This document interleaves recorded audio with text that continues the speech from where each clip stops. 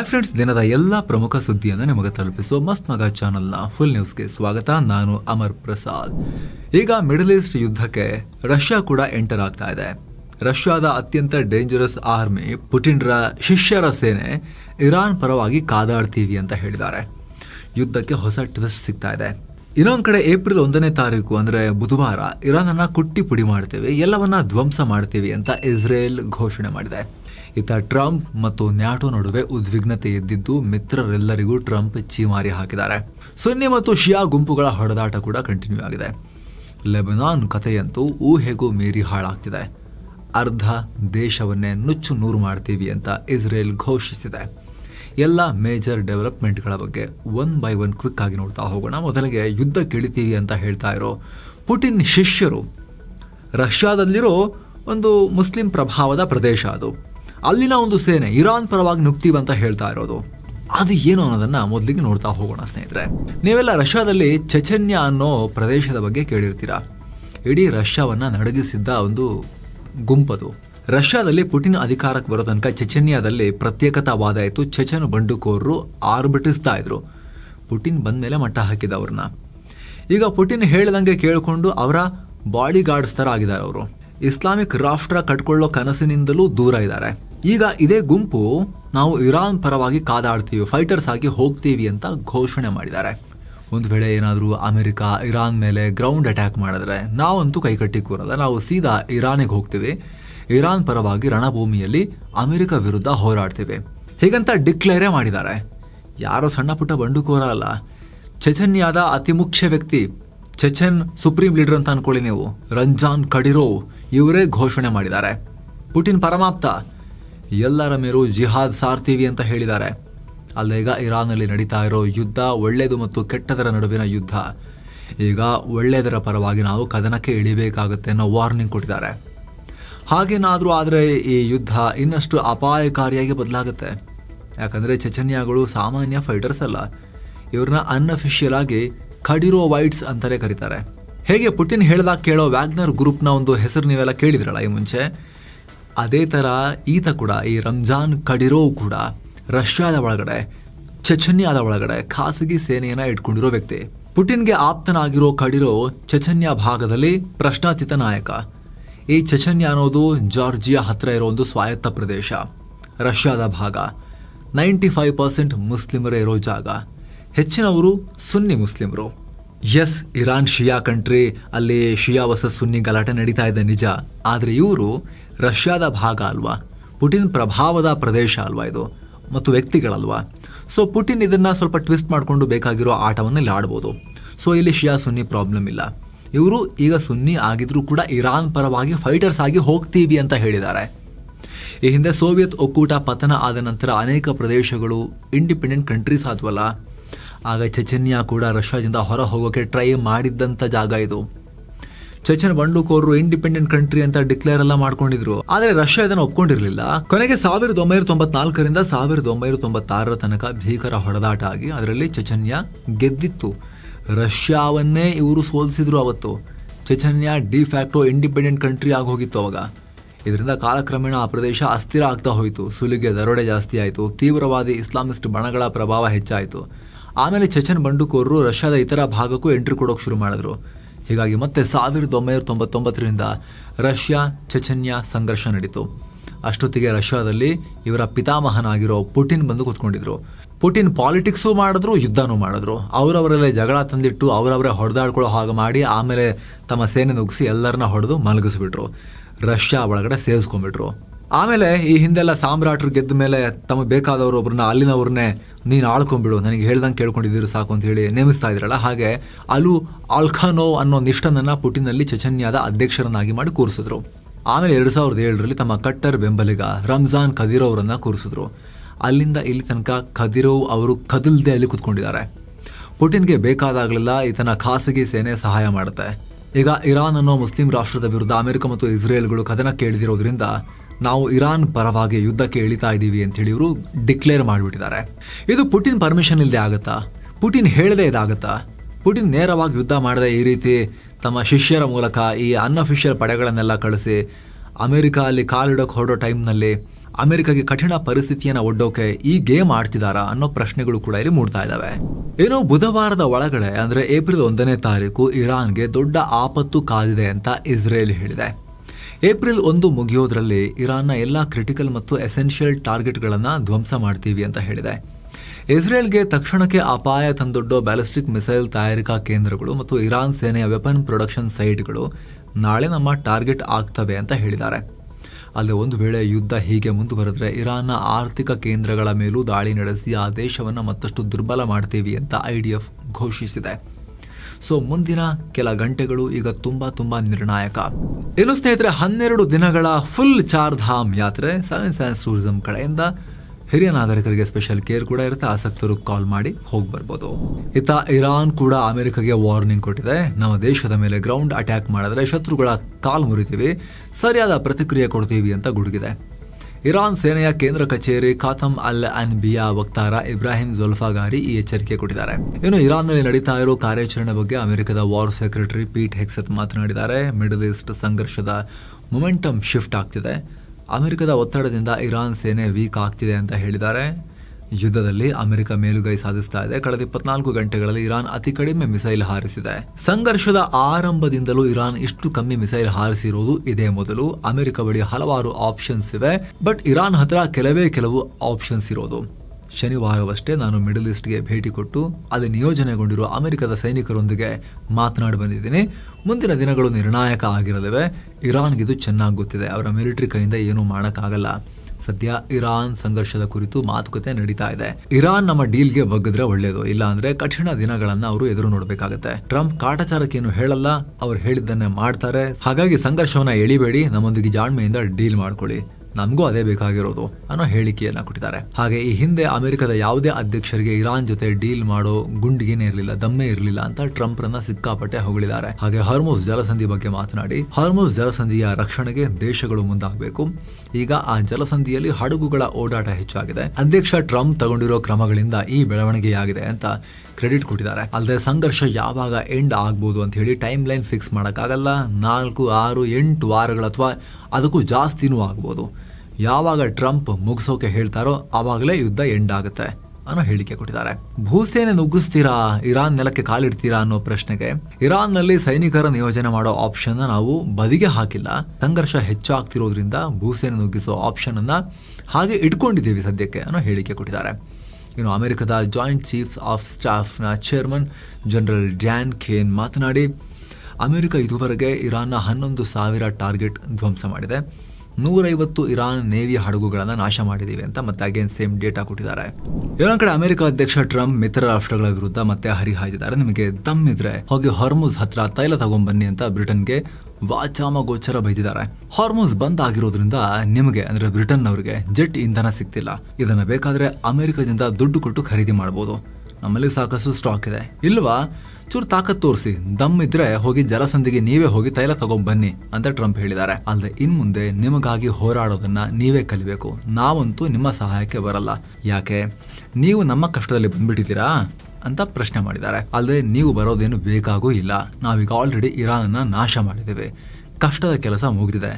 ಈಗ ಹೋಗಿ ನಿಮ್ಮ ತೈಲವನ್ನು ನೀವೇ ತಂದುಕೊಳ್ಳಿ ನೋಡೋಣ ಅಂತ ಟ್ರಂಪ್ ಬಹಳ ಪುರುಸೋತಲ್ಲಿ ಯುದ್ಧದ ನಡುವೆ ಬ್ರಿಟನ್ಗೆ ಬೈಯಕ್ಕೆ ಟೈಮ್ ಮಾಡ್ಕೊಂಡಿದ್ದಾರೆ. ಬರೀ ಬ್ರಿಟನ್ ಮಾತ್ರ ಅಲ್ಲ, ಫ್ರಾನ್ಸ್ ವಿರುದ್ಧವೂ ಆಕ್ರೋಶ ಹೊರಹಾಕಿದ್ದಾರೆ. ಇಸ್ರೇಲ್ಗೆ ಸೇನಾ ಸಾಮಗ್ರಿಯನ್ನ ಹೊತ್ತೊಯ್ತಾ ಇದ್ದ ಅಮೆರಿಕದ ವಿಮಾನಗಳಿಗೆ ಫ್ರಾನ್ಸ್ ತನ್ನ ಏರ್ ಸ್ಪೇಸ್ ಬಳಸೋಕೆ ಅವಕಾಶ ಕೊಟ್ಟಿಲ್ಲ. ಇರಾನ್ನ ಕಟುಕನನ್ನ ಅಂದ್ರೆ ಆಯತುಲ್ಲಾ ಅಲಿ ಖಾಮೆನಿಯನ್ನ ಮುಗಿಸೋ ಕಾರ್ಯಾಚರಣೆಯಲ್ಲಿ ಫ್ರಾನ್ಸ್ ನಮಗೆ ಅವಾಗಲೂ ಏನೂ ಹೆಲ್ಪ್ ಮಾಡಲಿಲ್ಲ. ಫ್ರಾನ್ಸ್ನ ಈ ಅಸಹಕಾರವನ್ನ ಅಮೆರಿಕ ಖಂಡಿತ ನೆನ್ಪಿಟ್ಕೊಳ್ಳುತ್ತೆ ಅನ್ನೋ ವಾರ್ನಿಂಗ್ ಕೊಟ್ಟಿದ್ದಾರೆ. ಟ್ರಂಪ್ ಇಷ್ಟೆಲ್ಲ ಗಂಟ್ಲು ಹರ್ಕೊಳ್ತಾ ಇದ್ರು ಕೂಡ ನ್ಯಾಟೋ ಮೆಂಬರ್ಸ್ ಅಷ್ಟೊಂದು ತಲೆ ಕೆಡಿಸ್ಕೊಳ್ತಾ ಇಲ್ಲ. ಈಗ ಇಟಲಿ ಕೂಡ ಅಮೆರಿಕಗೆ ಶಾಕ್ ಕೊಟ್ಟಿದೆ. ಅಮೆರಿಕ ಏರ್ಕ್ರಾಫ್ಟ್ ಗಳಿಗೆ ತನ್ನ ಮಿಲಿಟರಿ ಬೇಸ್ ಪ್ರವೇಶಕ್ಕೆ ಇಟಲಿ ನಿರಾಕರಿಸಿದೆ. ಅಮೆರಿಕನ್ ಯುದ್ಧ ವಿಮಾನಗಳು ಇಟಲಿಯ ಸಿಗೋನೆಲಾ ಏರ್ ಬೇಸ್ ನಲ್ಲಿ ಇಳಿಯೋಕೆ ಮುಂದಾಗಿದ್ವು. ಆದ್ರೆ ಇಟಲಿ ಸರ್ಕಾರ ಇದಕ್ಕೆ ನೋ ಅಂತ ಹೇಳಿದೆ. ಇದಕ್ಕೂ ಮುಂಚೆ ಸ್ಪೇನ್ ಕೂಡ ಅಮೆರಿಕದ ಯುದ್ಧ ವಿಮಾನಗಳಿಗೆ ಏರ್ ಸ್ಪೇಸ್ ಬಳಸದಂತೆ ನಿರ್ಬಂಧ ಹೇರಿತ್ತು. ಅದರ ಬೆನ್ನಲ್ಲೇ ಮತ್ತೆ ಅಮೆರಿಕಗೆ ಎಲ್ಲಾ ಕಡೆಯಿಂದಲೂ ಕೂಡ ಸಮಸ್ಯೆ. ಈ ನಡುವೆ ಮಂಗಳವಾರ ಕೂಡ ಇಸ್ರೇಲ್ ಇರಾನ್ ಅನ್ನ ಮತ್ತಷ್ಟು ಕೆರಳಿಸೋ ದಾಳಿ ಮಾಡಿದೆ. ದಕ್ಷಿಣ ಇರಾನ್ನ ಕ್ಯೂಶಮ್ ಐಲ್ಯಾಂಡ್ ನಲ್ಲಿ ಡಿಸ್ಯಾಲಿನೇಷನ್ ಪ್ಲಾಂಟ್ ಅನ್ನ ಧ್ವಂಸ ಮಾಡಿದೆ. ಉಪ್ಪು ನೀರನ್ನ ಶುದ್ಧೀಕರಿಸಿ ಕುಡಿಯೋ ನೀರಾಗಿ ಬದಲಾಯಿಸೋ ಘಟಕಕ್ಕೆ ಹೊಡೆದಿದೆ. ಪರಿಣಾಮ ಪ್ಲಾಂಟ್ ಸಂಪೂರ್ಣ ನಾಶ ಆಗಿದೆ, ಬಂದ್ ಆಗಿದೆ. ಈ ಘಟಕವನ್ನ ತಕ್ಷಣಕ್ಕೆ ರಿಪೇರಿ ಮಾಡೋಕ್ಕೂ ಸಾಧ್ಯ ಇಲ್ಲ, ಆ ಮಟ್ಟಿಗೆ ಡ್ಯಾಮೇಜ್ ಆಗಿದೆ ಅಂತ ಇರಾನ್ ಅಧಿಕಾರಿಗಳು ಹೇಳಿದ್ದಾರೆ. ಇದರಿಂದ ಆ ಭಾಗದಲ್ಲಿ ಕುಡಿಯೋ ನೀರಿಗೆ ದೊಡ್ಡ ಪ್ರಾಬ್ಲಮ್ ಶುರುವಾಗೋ ಆತಂಕ ಇದೆ. ಸ್ಟ್ರೇಟ್ ಆಫ್ ಹಾರ್ಮುಜ್ ಹತ್ತಿರವೇ ಇರೋ ಈ ದ್ವೀಪ ಇರಾನ್ನ ರಕ್ಷಣಾ ದೃಷ್ಟಿಯಿಂದಲೂ ಬಹಳ ಮುಖ್ಯ ಆಗಿತ್ತು. ಅಲ್ಲಿಗೆ ಇಸ್ರೇಲ್ ಹೊಡೆದಿದೆ, ವಾಟರ್ ಪ್ಲಾಂಟ್ಗೆನೆ ಹೊಡೆದಿದೆ. ಅಲ್ಲದೆ ಕ್ಯಾನ್ಸರ್ ರೋಗಿಗಳಿಗೆ ಮದ್ದು ತಯಾರಿಸುವ ಅತಿದೊಡ್ಡ ಫಾರ್ಮಾಸ್ಯೂಟಿಕಲ್ ಕಂಪನಿ ಮೇಲೂ ಕೂಡ ದಾಳಿ ಆಗಿದೆ ಅಂತ ಇರಾನ್ ಹೇಳಿದೆ. ಇರಾನ್ನ ಎಂಜಿನಿಯರಿಂಗ್ ರಿಸರ್ಚ್ ಕಂಪನಿಯನ್ನ ಟಾರ್ಗೆಟ್ ಮಾಡಲಾಗಿತ್ತು. ಇದರಿಂದ ಕ್ಯಾನ್ಸರ್ ಮತ್ತು ಅನಸ್ಥಿಷಿಯಾ ಔಷಧಿಗಳ ಉತ್ಪಾದನೆಗೆ ಪೆಟ್ಟು ಬಿದ್ದಿದೆ ಅಂತ ಇರಾನ್ ನಾಯಕರು ಈಗ ಹೇಳಿಕೆಗಳನ್ನು ಕೊಟ್ಟಿದ್ದಾರೆ. ಮತ್ತೊಂದು ಕಡೆ ಇರಾನ್ನ IRGC ಕೂಡ ದಾಳಿಯನ್ನ ತೀವ್ರಗೊಳಿಸಿದೆ. ಈಗ ಗಲ್ಫ್ ರೀಜನ್ ಅಲ್ಲಿ ಇಸ್ರೇಲ್ನ ಕಂಟೈನರ್ ಶಿಪ್ ಮೇಲೆ ಬ್ಯಾಲಿಸ್ಟಿಕ್ ಮಿಸೈಲ್ ಮೂಲಕ ದಾಳಿ ಮಾಡಿದೀವಿ ಅಂತ ಹೇಳಿದೆ. ಅಲ್ಲದೆ ಅರಬ್ ರಾಷ್ಟ್ರಗಳಲ್ಲಿರುವ ಅಮೆರಿಕದ ಮಿಲಿಟರಿ ಬೇಸ್ಗಳು, UAE ಕರಾವಳಿಯ ಮಿಲಿಟರಿ ಬೇಸ್ ಹತ್ರ ಇದ್ದ ಅಮೆರಿಕನ್ ಸೈನಿಕರ ಮೇಲೂ ಕೂಡ ದಾಳಿ ಮಾಡಿದ್ದೀವಿ. ಬಹ್ರೇನ್ನ ಮನಾಮಾ ಏರ್ಪೋರ್ಟ್ ಹತ್ರ ಇದ್ದ ಅಮೆರಿಕದ 5th ಫ್ಲೀಟ್ನ ಆಂಟಿ ಡ್ರೋನ್ ಸಿಸ್ಟಮ್ ಅನ್ನು ಕೂಡ ನಾಶಪಡಿಸಿದ್ದೀವಿ.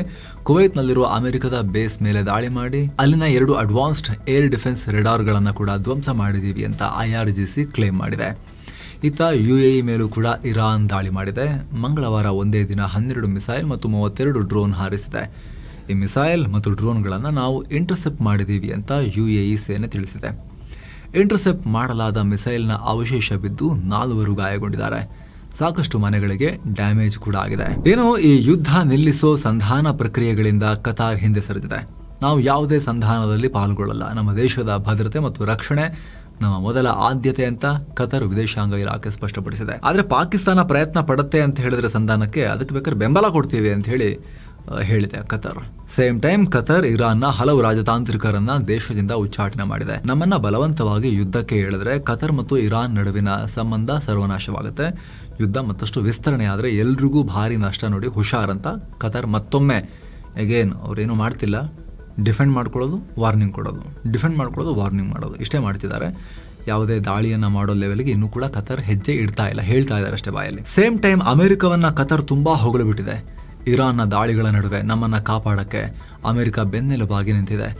ಅವರ ಜೊತೆಗಿನ ಭದ್ರತಾ ಪಾಲುದಾರಿಕೆ ನಮ್ಮನ್ನ ಕಾಪಾಡ್ತಾ ಇದೆ ಅಂತ ಹೇಳಿ, ಅಮೆರಿಕವನ್ನ ದೊಡ್ಡ ರಕ್ಷಕ ನಮ್ಗೆ ಅಂತ ಹೇಳಿ ಕತಾರ್ ಬಿಲ್ಡಪ್ ಕೊಟ್ಟಿದೆ ಅಮೆರಿಕಾಗೆ. ಏನೋ ಇಸ್ರೇಲ್ ಪ್ರಧಾನಿ ಬೆಂಜಮಿನ್ ನೆತನ್ಯಾಹು ಈಗ ಸ್ಫೋಟಕ ವಿಚಾರ ಬಿಚ್ಚಿಟ್ಟಿದ್ದಾರೆ. ಅರಬ್ ರಾಷ್ಟ್ರಗಳು ಈಗ ಇಸ್ರೇಲ್ ಜೊತೆ ಮೈತ್ರಿ ಮಾಡಿಕೊಳ್ತಿವೆ.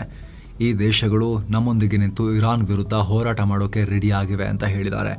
ಕ್ಯಾಬಿನೆಟ್ ಮೀಟಿಂಗ್ನಲ್ಲಿ ಈ ತರ ಹೇಳಿದ್ದಾರೆ ಅಂತ ಇಸ್ರೇಲಿ ಮಾಧ್ಯಮಗಳು ರಿಪೋರ್ಟ್ ಮಾಡಿವೆ. ಅಲ್ಲದೆ ಈ ಹಿಂದೆ ನಾನು ಅರಬ್ ನಾಯಕರೊಂದಿಗೆ ಸೀಕ್ರೆಟ್ ಮೀಟಿಂಗ್ ನಡೆಸಿದ್ದೆ. ಇರಾನ್ ನಿಮ್ಮ ದೇಶಗಳನ್ನೆಲ್ಲ ಉರುಳಿಸಿ ಬಿಡುತ್ತೆ ಹುಷಾರ್ ಅಂತ ಎಚ್ಚರಿಸಿದ್ದೆ. ಅವತ್ತು ಅರಬ್ ರಾಷ್ಟ್ರಗಳು ಇದನ್ನ ಸೀರಿಯಸ್ ಆಗಿ ತಗೊಂಡಿರಲಿಲ್ಲ. ಇವತ್ತು ಅವರಿಗೆ ಪರಿಸ್ಥಿತಿ ಅರ್ಥ ಆಗ್ತಾ ಇದೆ ಅಂತ ನೆತನ್ಯಾಹು ಹೇಳಿದ್ದಾರೆ. ಇತ್ತ ಅಮೆರಿಕದಲ್ಲಿರೋ ಇಸ್ರೇಲ್ ರಾಯಭಾರಿ HL ಲೈಟರ್ ಕೂಡ ಇದೇ ರೀತಿ ಮಾತನಾಡಿದ್ದಾರೆ. ಗಲ್ಫ್ ರಾಷ್ಟ್ರಗಳು ಸಹಾಯ ಮಾಡಿ ಅಂತ ಇಸ್ರೇಲ್ ಅನ್ನ ಕೇಳ್ತಾ ಇವೆ. UAE, ಬಹ್ರೇನ್ ಮಾತ್ರ ಅಲ್ಲ, ಸೌದಿ ಮತ್ತು ಒಮಾನ್ ಕೂಡ ಇಸ್ರೇಲ್ಗೆ ಹತ್ತಿರವಾಗಿವೆ. ಅಲ್ಲದೆ ಕುವೈತ್ ಕೂಡ ಇಸ್ರೇಲ್ ಸಹಾಯವನ್ನ ಕೇಳ್ತಾ ಇದೆ ಅಂದಿದ್ದಾರೆ. ಈ ಮೂಲಕ ಇಸ್ರೇಲ್ ಮತ್ತು ಅರಬ್ ರಾಷ್ಟ್ರಗಳು ಇರಾನ್ ವಿರುದ್ಧ ಮುಂದೊಂದಿನ ಜಾಯಿಂಟ್ ಆಕ್ಷನ್ ತಗೋಬಹುದು ಅನ್ನೋ ಹಿಂಟನ್ನು ಕೂಡ ಕೊಟ್ಟಿದ್ದಾರೆ. ಈ ನಡುವೆ ಇರಾನ್ ತನ್ನ ದೇಶದ ಜನರಿಗೆ ದೊಡ್ಡ ವಾರ್ನಿಂಗ್ ಕೊಟ್ಟಿದೆ. ಶತ್ರು ರಾಷ್ಟ್ರಗಳಿಗೆ ಯಾವುದೇ ಫೋಟೋ ಅಥವಾ ವಿಡಿಯೋ ಕಳಿಸಿದ್ರೆ ಅಂತವರಿಗೆ ನೇರ ಮರಣದಂಡನೆ ಶಿಕ್ಷೆ ವಿಧಿಸ್ತೀವಿ ಅಂತ ಘೋಷಿಸಿದೆ. ಇರಾನ್ನ ನ್ಯಾಯಾಂಗ ಇಲಾಖೆ ವಕ್ತಾರ ಅಸ್ಗರ್ ಜಹಾಂಗೀರ್ ಈ ಘೋಷಣೆ ಮಾಡಿದ್ದಾರೆ. ಕಳೆದ ಅಕ್ಟೋಬರ್ನಲ್ಲೇ ಗೂಢಚರ್ಯೆ ಕಾನೂನನ್ನ ಸ್ಟ್ರಿಕ್ಟ್ ಮಾಡಿದ್ದೇವೆ. ಈ ತರ ತಪ್ಪು ಮಾಡಿ ಸಿಕ್ಕಿಬಿದ್ರೆ ಆಸ್ತಿ ಮುಟ್ಟುಗೋಲು ಹಾಕೊಳ್ಳಾಗುತ್ತೆ, ಹಾಗೆ ಮರಣದಂಡನೆ ಕೂಡ ಇರುತ್ತೆ ಅಂತ ಹೇಳಿ ಡಿಕ್ಲೇರ್ ಮಾಡಿದ್ದಾರೆ. ಏನು ಇಸ್ರೇಲ್ ಲೆಬನಾನ್ ನಲ್ಲೂ ಕೂಡ ಯುದ್ಧ ಮಾಡ್ತಿದೆಯಲ್ಲ, ಅಲ್ಲಿ ಯುದ್ಧದ ನಂತರ ಏನು ಅನ್ನೋ ಯೋಜನೆಯನ್ನ ಕೂಡ ಘೋಷಿಸಿದೆ. ದಕ್ಷಿಣ ಲೆಬನಾನ್ ಅನ್ನ ಪೂರ್ತಿ ವಶಕ್ಕೆ ತಗೊಂಡು ಹೊಸದಾಗಿ ಒಂದು ಸೆಕ್ಯೂರಿಟಿ ಝೋನ್ ಸ್ಥಾಪಿಸ್ತೀವಿ ಅಂತ ಹೇಳಿದೆ. ಅಲ್ಲದೆ ಇಸ್ರೇಲ್ ಗಡಿಯ ಹತ್ತಿರಕ್ಕಿರೋ ಲೆಬನಾನ್ ಪ್ರತಿ ಹಳ್ಳಿ ಕೂಡ ನಮ್ಮ ಟಾರ್ಗೆಟ್ ಆಗುತ್ತೆ. ಅಲ್ಲಿರೋ ಎಲ್ಲಾ ಮನೆಯನ್ನು ಧ್ವಂಸ ಮಾಡ್ತೀವಿ. ಗಾಜಾದ ರಫಾ ಮತ್ತು ಬೇಟ್ ಹನೂನ್ ನಲ್ಲಿ ಯಾವ ರೀತಿ ಮನೆಗಳನ್ನ ನೆಲಸಮ ಮಾಡಲಾಗಿತ್ತು, ಡೆಮಾಲಿಷನ್ ಮಾಡಲಾಗಿತ್ತು, ಅದೇ ಮಾದರಿಯನ್ನ ಇಲ್ಲೂ ಕೂಡ ತಗೊಂಡು ಎಲ್ಲ ಡೆಮಾಲಿಷನ್ ಮಾಡ್ತೀವಿ ಅಂತ Israel defence minister Israel cards ಹೇಳಿದ್ದಾರೆ. ಅಲ್ಲದೆ ಲೆಬನಾನ್ನ ಸುಮಾರು 6 ಲಕ್ಷ ಜನ ಲಿಟನ್ ನದಿಯ ದಕ್ಷಿಣ ಭಾಗಕ್ಕೆ ಬರೋ ಹಾಗಿಲ್ಲ. ಇಸ್ರೇಲ್ನ ಉತ್ತರ ಭಾಗದ ನಿವಾಸಿಗಳಿಗೆ ಪೂರ್ತಿ ಸೇಫ್ಟಿ ಸಿಗೋ ತನಕ ಈ ಭಾಗಕ್ಕೆ ಯಾರಿಗೂ ಎಂಟ್ರಿ ಇರೋದಿಲ್ಲ. ಲೆಬನಾನ್ ಅನ್ನ ಇರಾನ್ನ ಪ್ರಭಾವದಿಂದ ದೂರ ಮಾಡೋದು ಮತ್ತು ಹೆಜ್ಬುಲ್ಲಾಗಳ ಶಕ್ತಿಯನ್ನ ಪೂರ್ತಿ ಕುಗ್ಗಿಸೋದು ನಮ್ಮ ಈ ಉದ್ದೇಶ. ನಾವು ಅದನ್ನ ಮಾಡೇ ಮಾಡ್ತೀವಿ ಅಂತ ಇಸ್ರೇಲ್ ಡಿಫೆನ್ಸ್ ಮಿನಿಸ್ಟರ್ ಹೇಳಿದ್ದಾರೆ. ಏನೋ ಯುದ್ಧದ ಎಫೆಕ್ಟ್ ಅಮೆರಿಕಗೂ ತಡ್ತಾ ಇದೆ. ಅಮೆರಿಕದಲ್ಲಿ ಈಗ ಗ್ಯಾಸೋಲಿನ್ ಅಂದ್ರೆ ಪೆಟ್ರೋಲ್ ಬೆಲೆ ಭಾರಿ ಏರಿಕೆಯಾಗಿದೆ. 2022 ನಂತರ ಇದೇ ಮೊದಲ ಬಾರಿಗೆ ಅಲ್ಲಿ 1 ಗ್ಯಾಲನ್ ಗ್ಯಾಸೋಲಿನ್ ಬೆಲೆ $4 ಗಡಿ ದಾಟಿದೆ.